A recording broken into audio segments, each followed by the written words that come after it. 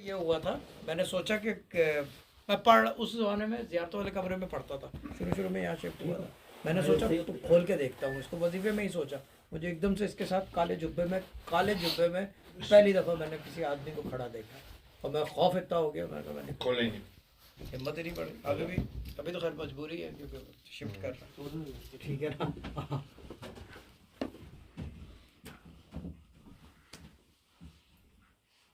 अच्छा, पहले जो है ना रखने से पहले कि पहले गत्ते वाले रखना, बाद में एक होगा जो उससे कागज है ऐसा रोल, वो ऊपर से डालना वरना वो पिचक जाएगा। ठीक है। हाँ,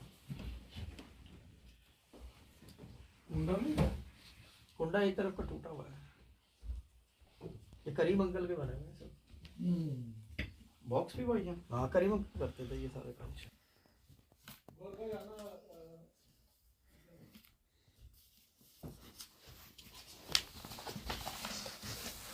अच्छा नहीं, ये उसका स्मॉल वो है इंट्रोडक्शन का।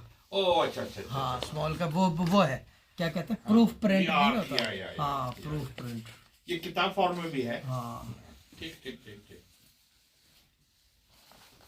ये इसका हेडर है बेटा। हेडर है। हाँ, हेडर है। This should stay with it. Proof के लिए आया होगा हाँ। ये कि पढ़ लेंगे इस पहले।